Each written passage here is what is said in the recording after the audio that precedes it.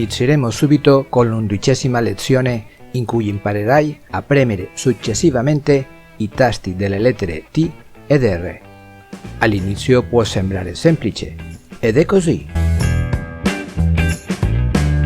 Ma bisogna evitare le scorciatoie, perché più avanti possono innescare eventi imprevisti, come quello che è capitato all'adorabile Cappuccetto Rosso nel bosco. E non è uno scherzo.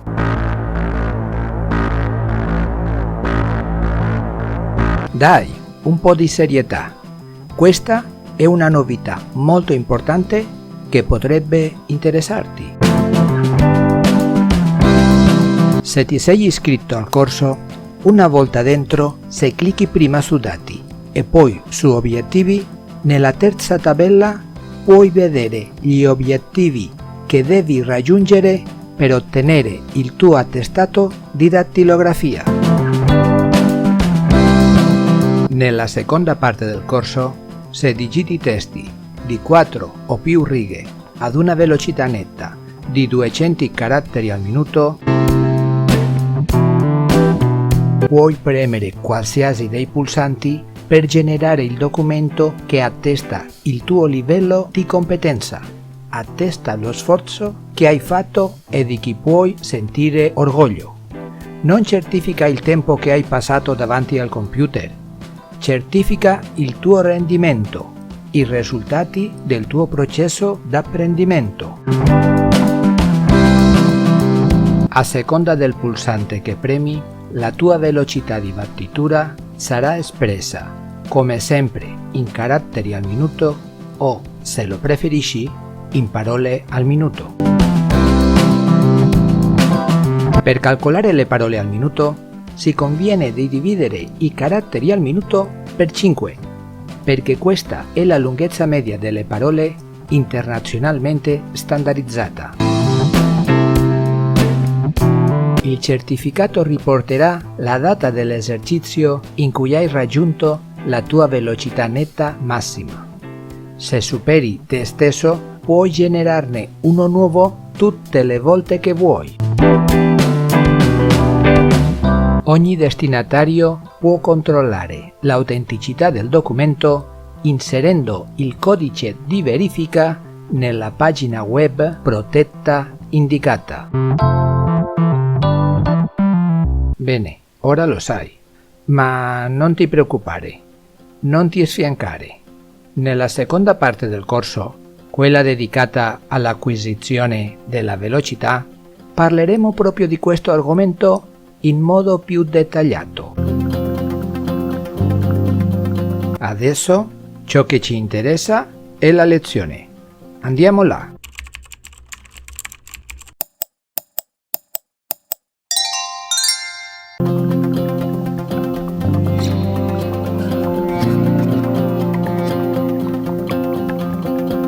Questo è il modo corretto per scrivere consecutivamente la T e la R. Dopo aver premuto un tasto della riga superiore, il dito indice deve tornare sempre al suo tasto base, il tasto della lettera F.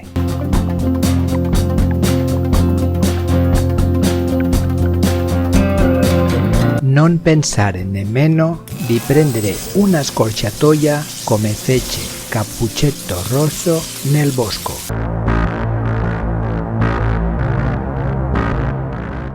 Il tuo obiettivo non può essere quello di fare l'esercizio e basta. Il tuo obiettivo è arrivare a digitare con scioltezza, con una certa velocità, senza stancarti. Per questo ti serve un po' di autodisciplina e di essere onesto con te stesso. Applicando il metodo, facendo le cose come si deve, nella seconda parte del corso la tua velocità migliorerà progressivamente. Lo sforzo che fai nella prima parte del corso, lo sforzo che fai nell'apprendimento della tastiera, sarà ricompensato nella seconda parte, quando sarai in grado di digitare ad alta velocità. Ingannare te stesso, prendendo cattive abitudini, ridurrà la tua velocità e la tua precisione. Come ha detto qualcuno, se devi essere schiavo dell'abitudine, sii schiavo delle buone abitudini.